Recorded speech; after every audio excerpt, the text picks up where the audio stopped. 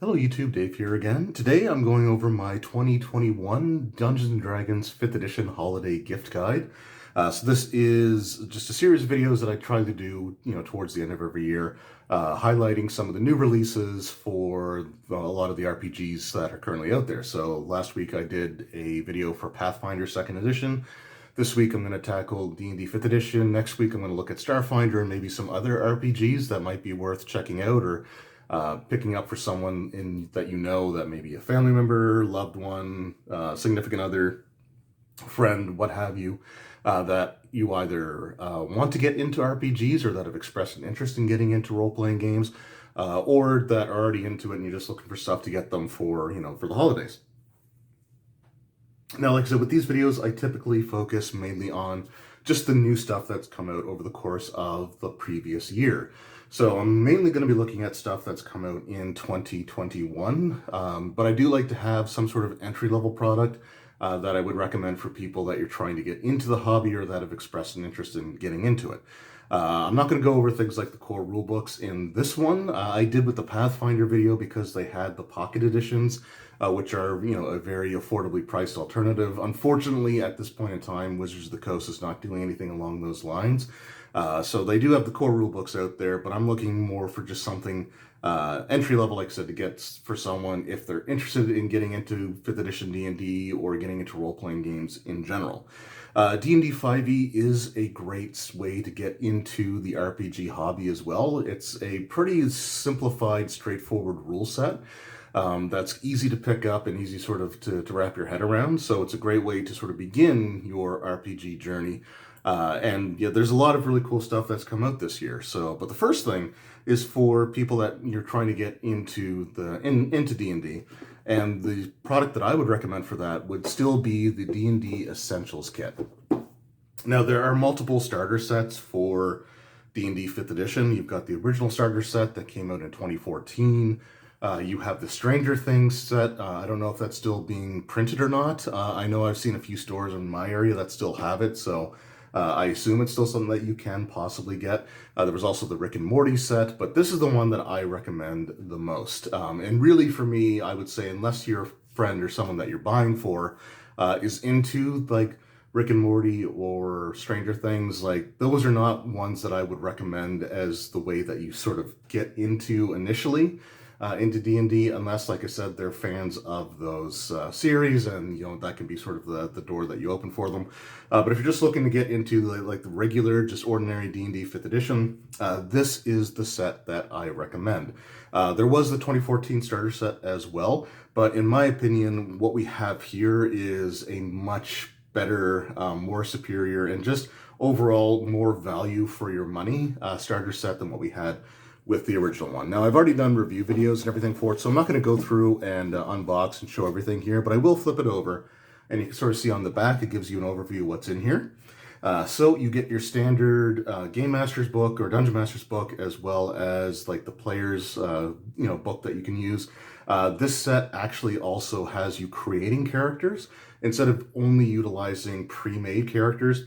And that's something, again, that I really prefer about this set, is that it teaches you how to make a character.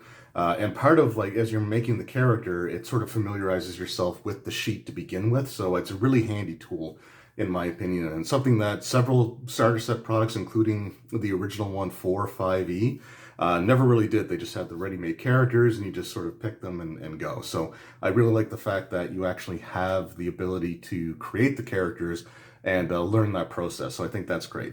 You also have a Dungeon Master screen, which comes with this set, and the artwork on the screen is really, really nice. The screen itself, the information on the inside, it's pretty decent. I think it's the same information that you would have on the DM screen reincarnated, so it's basically got all of that standard affair, but it's a really useful thing, again, to have, and it's included in the set. It's sort of packed in. And you also get an 11 dice set to go with it as well. So you get your 2d20s and your 4d6s and all of your other dice that are sort of in between. So again, that's great value there as well. There's some cards included here for magic items, for the sidekick characters that you can utilize. So the other great thing about this is you can technically use it for like a one-on-one game. So if there's just one player and you as the dungeon master, or them as the dungeon master and you as the player, there are systems in place that allow you to do that and still have enough of a party that hopefully be able to survive the challenges. The adventure included is also really nice because it is sort of just a series of shorter little side quests, so it's easier to sort of keep track of everything that you've done, what your motivations are for each of the adventures. It's just, in my opinion, it's just a solid way to learn the system. So this is the one that I would recommend if you're trying to get someone into role-playing games. Specifically, you're trying to get them into Dungeons & Dragons 5th edition. Of all the starter set products that are out there that Wizards of the Coast has released, this is, in my opinion, the best one that they've done. So there's that. So that was sort of for the beginners, but we also have some stuff for people that are already into the hobby, some ideas for things that you can get them. The first thing I want to talk about are miniatures. Now, Wizards of the Coast doesn't release miniatures themselves first party, but they do go through WizKids, and WizKids puts out some really decent stuff. They do have sets of like randomized plastic and pre-painted minis. They also have some like packs of non-randomized pre-painted minis that you can pick up as well. They go under the Nolzar's Marvelous Miniature line. They also have a whole bunch of unpainted minis, and I've sort of shown them in other videos in the past, so I'm not going to talk too much about those, but there's another really cool product that they put out there, and this is one that I really, really like, and there's a few different sets of it out, so you can certainly look into it. But what we have here is the official like paint kits. So at this point in time, there are 3 different ones that have been released. They have the Red Sled, they have the Dire Troll, but then they have this one, which is, in my opinion, is the coolest one. They have the Death Tyrant Beholder. So this is, it's a little bit more expensive than buying just the miniature by itself, but we're looking at, I think for me, the prices that I've paid, and I can only talk about, the Canadian price for me personally for this one.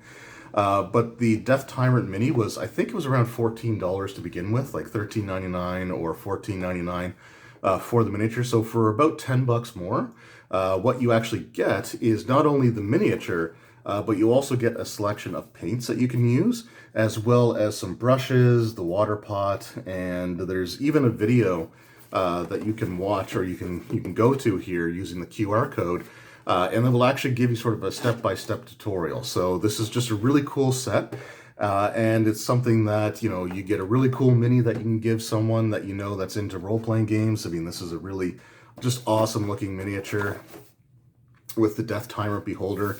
But you also get them some paints, you get them some brushes, so it could be like a little starter set to get into painting miniatures. And yeah, it's just, again, it's a little like art project as well as something that you can use at your gaming table. So these are really, really awesome. And I hope they do more of them because the Red Sled is cool, the Dire Troll is cool, but they're not really creatures that I use too much in my games. But this is something I would absolutely love to use. So this is just a really cool set to get. So again, if you know someone that's into D&D already, you're trying to figure out what to get them, then this is a great way to get them. If they haven't really painted minis before, like I said, there is the step-by-step guide that they can watch.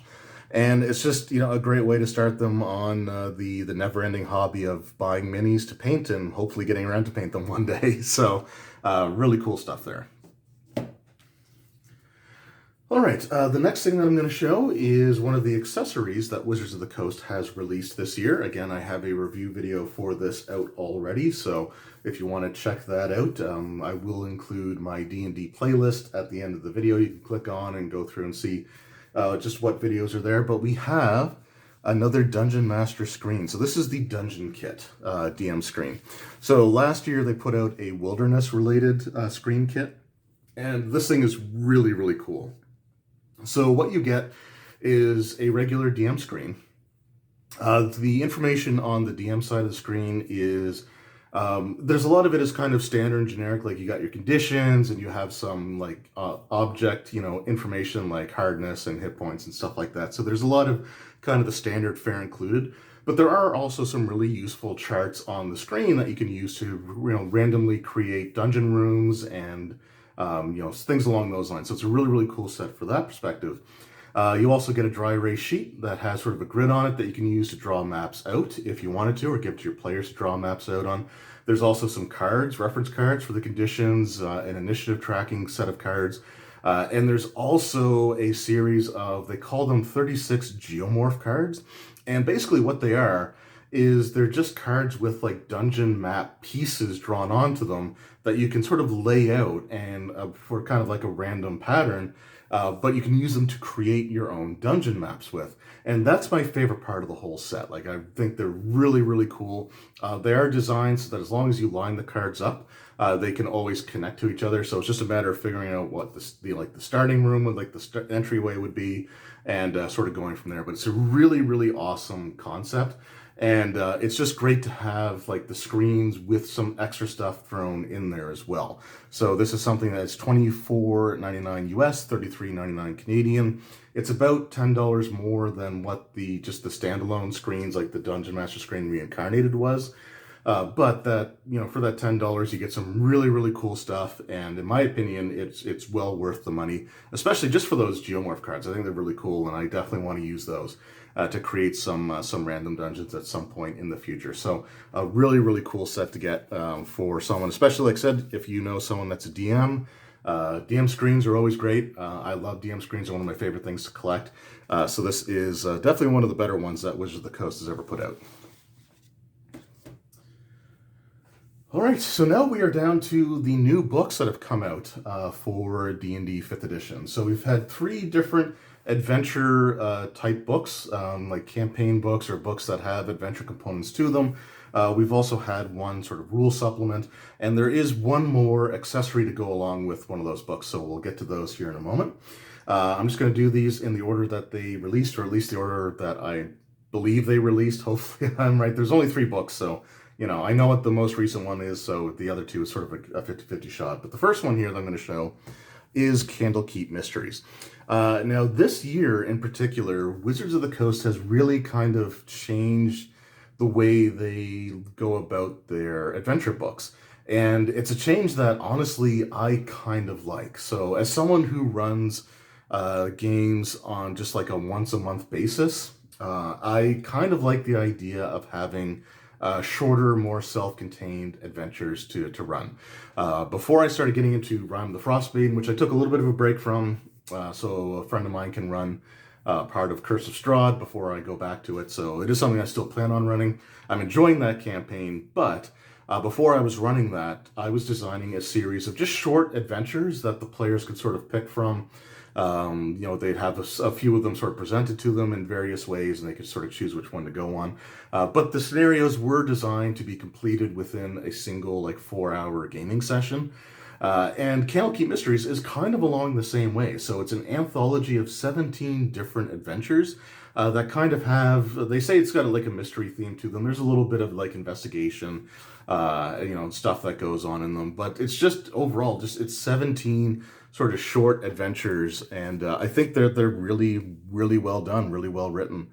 It's honestly, it's a great book. It goes from levels 1 through up to 16th level characters, so there's a lot of stuff in here for them to go through. I think there's only one. I want to say the 4th level of representation in this book. I want to say that's the only one that has 2 adventures of the same level. But you have a 1st level adventure, 2nd, 3rd, I believe 2 4th, and then you have 1 adventure for each level 5th up through 16th. But yeah, it's really cool, and I like the fact again that they're sort of taking a more, I don't want to say experimental approach, but sort of going maybe a little bit more into niche territory. And that's really been the concept or the theme, I think, of 2021, is doing more stuff that's kind of niche themed compared to the sort of the standard fare here. So again, we got some really, really cool stuff here. And I was actually mistaken. There were 4 adventure books that came out this year, not 3. So like I said, hopefully I get these in the right order. All right, up next we have Van Richten's Guide to Ravenloft. So this is sort of a campaign setting kind of book, but what it is, it's themed around different types of horror, and it or updates some of the classic realms of dread from previous Ravenloft products back from the days of 2nd edition AD&D and so on. So there's some really cool stuff in here. But my favorite part of the book overall has to be just the description of the different types of horror. So like the cosmic horror, the gothic horror, body horror, slasher horror. And there's just all kinds of really great piece of advice in this book for running horror-themed adventures and to figure out what type of horror that you're going for, and some of the things to consider when you're running it, some of the things to maybe that may be a little too cliche that you may want to avoid because it may be a little too predictable. But it's just overall, I really like this book as well. And it's great to see some of the classic locations from various Ravenloft products from back in the day updated for a new generation of gamers to go through. My personal favorite one has to be there's like a dark carnival in here. And each of these realms has their own domain lord. And the realms of Ravenloft, the realms of Dread, are kind of like a prison plane for these irredeemably evil individuals. But the carnival, my favorite part of that is the domain lord isn't actually like a living creature. It's a sentient item, like a sentient magic item that, used to be something that was, sort of like used by or was like a champion of things that were good and just, and it's been corrupted and twisted, and now it's sort of like, again, this irredeemable force of evil. Like I said, overall, I really, really like this book. I like the different locations you can go through. What's sort of also unique about this one is they don't have like a level range for the book. It's sort of designed with giving you ideas of what creatures you can use to fill the roles of the enemies or the lord of each domain. But the kind of cool thing that I like about it is it doesn't lock you into a specific level range. So if there's one that you really like and your party's already like super high level, then you can just create or use stat blocks to fit those high level characters, instead of having to go through and try to figure out how to scale everything up. And I can say from personal experience, if given the choice between statting them up myself or having to alter things that are already there, I'm more interested in creating my own stats than just taking what's already provided and just trying to scale it up or down. So that's just, again, me personally. I like to do my own stuff, and I prefer to do my own stuff than alter somebody else's. So, but again, there's some really cool stuff in here, and yeah, I think it's a great book overall. If you know someone that's into running horror-based games, or they really liked the Curse of Strahd adventure when it first came out, then this can be a great sort of supplement to go along with that they can use to create more of their own horror Ravenloft inspired domains. So definitely worth checking out. All right, up next we have The Wild Beyond the Witchlight. So this is kind of like a fairy tale themed adventure. It's sort of like an Alice in Wonderland meets the Brothers Grimm, and it's definitely the most unique of the campaign books to come out this year. Personally, it's my favorite one. There's also a lot of 80s nostalgia kind of thrown in there as well, 80s or early 90s nostalgia. They have references to the Dungeons & Dragons animated cartoon with an attraction at the Witchlight Carnival that has the opening. It's sort of like a minecart sort of ride, but it has the dragon mouth opening from the intro sequence for the D&D cartoon that the kids go into before they're sucked into the D&D world. So that's really cool. There's a carnival worker by the name of Thaco. That's kind of a surly type of character, and I really thought that was kind of neat as well. The adventure itself is presented in a very interesting way. It's one of those things now, it's one of the things that Wizards of the Coast really, sort of played up is the fact that there are role-playing ways or opportunities to kind of navigate through the various encounters in this book. And it is technically possible to actually go through the whole thing and just use sort of your wits and not have to rely so much on combat abilities. Now, that's in there and that's nice, but it's highly, highly, highly unlikely that will be the way that anyone's going to be able to go through it. Like I said, it's a goal that's there. I know I have friends that talk about trying to do pacifist runs in role-playing games. and how they always kind of lament the fact that adventures just don't really support that. So this one, actually, kind of throws that bone, but you really, really have to work for it. And the odds are it's just not going to happen. So, like, I know that's the one thing that a lot of people that were criticizing the adventure really grabbed onto, was the fact that, oh, well, it's designed so you'd never have to fight. It's like, no, it's designed so you don't necessarily have to, but you really have to be on your game to actually manage to achieve that for every single encounter. There are just going to be situations where it's going to be very, very difficult in order to do that. So it's an option that's there. It's kind of like the hard mode, I guess you could say, but it's just a really fun kind of inventive adventure. And again, it's sort of a niche thing, which was kind of, like I said, the theme for the adventure books this year. But I think they did a really great job, creating a very interesting, like I said, Alice in Wonderland fairy tale inspired portion of the Feywild to go through. This is not a campaign setting book. The domain that you go to within the Feywild is very specifically tailored to the lords of that particular realm. So it's not necessarily indicative of what the entire Feywild is, but it shows that there are some really, interesting traits that the Feywild can take on. So again, it's my favorite of the adventure books that have come out this year. And I like the fact that they're going in sort of this niche direction. And one of the things I know that, like, Chris Perkins has been saying for a few years now is that, they want to do like an Alice in Wonderland style adventure. And I find with these sort of more niche ones, they're more like a passion project than just sort of your typical adventure where, the world's in peril and the player characters are the only ones that can actually, do anything about it. I find that the creative energies in this book are far greater than they were for something like, what was it, the Undermountain one that came out. I completely blank on the name there. Waterdeep, Dungeon of the Mad Mage, that's the one. It feels more creative than that one. I think that the people that were working on this were really excited about the prospect, instead of just going through the motions. Like, some of the adventures in the past have kind of felt like that's kind of, the approach they were doing. It's just like, here's the concept, let's just, get it out there. But this one was really, really cool. And also, it comes with, well, it doesn't come with, but you can purchase alongside of it the new dice set for this year. So this is the Witchlight Carnival Dice and Miscellany set. Again, I've done an unboxing video and review video on these dice.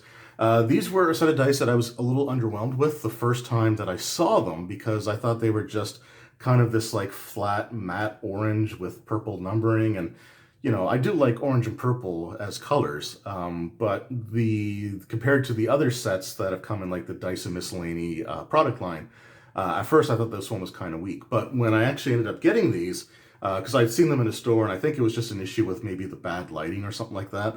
But when I actually got these, and it shows better in the review, but they actually have like some, like sort of like a glitter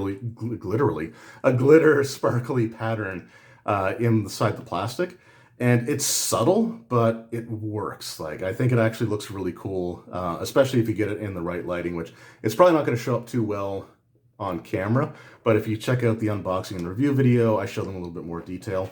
It also comes with a lot of great, useful things, like it has the dice tray that you can roll your dice into. It's felt lined, and those are really, really cool, especially when I was running games in public.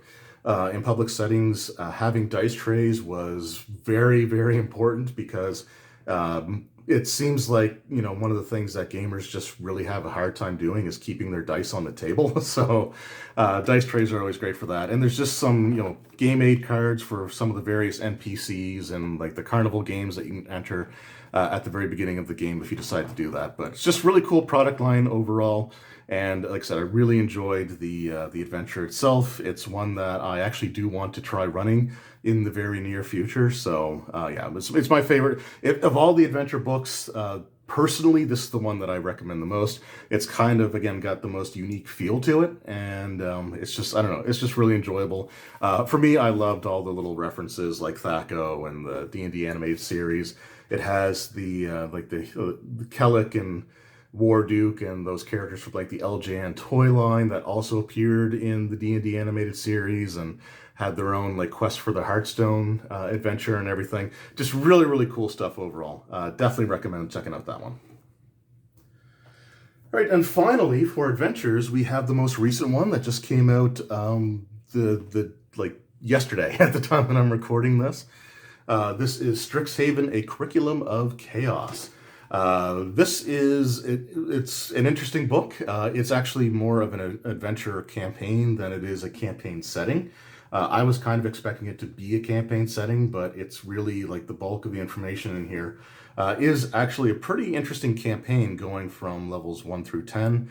It does take place in sort of like a university type of setting, although the book does mention that if you're not interested in running it based off of like a magical academy, then you can always like drop that aspect of it, run the adventures individually, or you can run them as a full campaign.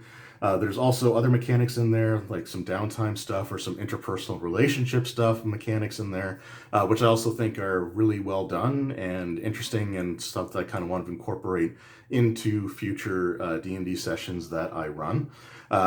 Even though it does say that, Strixhaven is like a, mage academy, it does mention in the book that it's more of an institution of learning where you can study things like history, the arts, there's like athletic events and stuff like that that take place as well. So it's really, kind of open to just about any class from, the core rulebook or the artificer. As long as you have some sort of like magic-like ability, be it actual spell slots or just some class abilities that kind of mimic or have aspects to them that are similar to like magic spells or magic abilities. I think it's really well thought out from that perspective, that they kind of tried to incorporate everything. And again, if you're just going for the adventures itself and not so much focusing on the university aspect of it, then it's very easy to run for all character classes. But like I said, I think it's interesting. It's again one of those niche things. It doesn't appeal to me personally as strongly as like The Wild Beyond the Witchlight.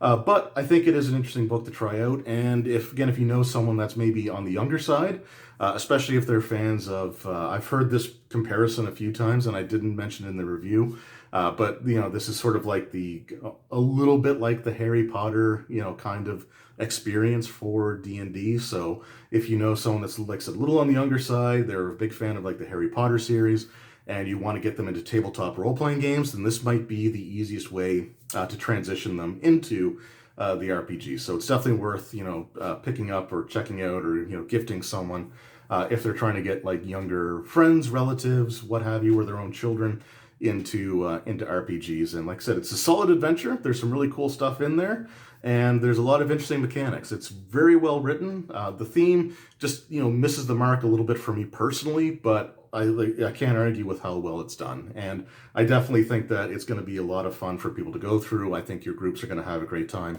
going through the scenario. So it is definitely worth checking out. All right, and now we come to the final release from Wizards of the Coast for the year 2021, and that, in my opinion, is hands down not only the best book that Wizards of the Coast has released for 5th edition in 2021, but in my opinion, and this is just my opinion, but in my opinion, this is one of the best books that Wizards has put out for 5th edition, period, and that is Fizban's Treasury of Dragons. So, back in the day, the 3rd edition 3.5 Draconomicon was one of my all-time favorite books. It was super useful. There was a lot of cool information to read in there, but it was also great just from, saving you as the dungeon master a boatload of time by fully statting out all the different like age categories that dragons had. Now in 5th edition, you don't have like the 12 different age categories that you have to consult multiple charts to create and then figure out what their skills and feats and other, sort of things are going to be. The dragon stat blocks are a little bit more simplified, today than they were back then. But this book is fantastic. It gives you a whole list of ways that you can customize your dragons to make them, visually stand out or feel unique. Some different abilities that you can sort of look into utilizing. There's this really cool concept about the magical energies that birth dragons, how they transcend planar boundaries, and that the spark of life that creates a dragon can coexist in multiple realities at the same time. So you have these sort of echoes of a dragon that can appear in different campaign worlds. It actually goes to explain that the red dragon of Chardalon, one of the things that makes him terrifying is the fact that he's aware of these echoes and has actually been traveling from world to world to destroy his counterparts in those worlds and absorb their energies into himself so that he becomes this one true, dragon. It's a really cool idea. And again, the charts for customizing their appearance, their motivations, their behaviors, just so much great stuff in here. It also introduces the gem dragons from previous editions. They're the kind of the psionic type of dragon. So you have metallic, chromatic, and now these gem dragons. But the designs for the gem dragons in 5th edition are very, very unique, and they're very interesting. They kind of all have, because they have these latent psionic powers, a lot of, they're instead of having traditional spines like the red dragon does, as you can sort of see here, they'll actually have just these crystalline structures that just sort of are just hovering over them. They're held in place by psionic force, but they're not physically attached to the body. I guess it's more of a metaphysical thing. But it's just, they're really cool. This also introduces great worm dragons, and it does it in a really interesting way. And it makes these great worms, and the great worm dragons actually feel scary for their challenge rating. One of the things that 5th edition does kind of struggle with is the challenge rating for monsters. I would say that the numbers they assign are often pretty generous. I've had a party of 10th level characters easily take out a dragon that I was intending them to run from, just because they could pile on the damage, and you have they could do it very quickly against this one creature. So the great worms sort of have a workaround for that, and they're just they're kind of just terrifying. And it's awesome. They have aspects of Tiamat and Bahamut that they can introduce here, and the aspect of Tiamat is way tougher, way more powerful, and again, way scarier, more intimidating of an encounter than the Tiamat encounter was at the end of the Tyranny of Dragons storyline. So one of the things that I would recommend, if you were considering running that storyline, now that this book is out, I would recommend not only using the charts in the book to customize the dragons and again give them personality and kind of make them more memorable than just it's instead of just being a white dragon, you can sort of describe how it has this crown of leg bones from the adventurers that tried to defeat it, sort of around its head, or wearing it like a necklace. How it talks with an accent, or it's sort of these just all kinds of really cool personality quirks to it. But you can also, I would also recommend using the Tiamat stat block from this book at the end of that campaign instead of the stat block that they provide, because that'll make for a much more memorable and tense campaign finale. But again, this is, like I said, hands down, in my opinion, the best book that D&D or Wizards of the Coast has put out for D&D 5th edition. And if you know someone that's big into role-playing games, they don't have this yet, this is a fantastic gift to get them.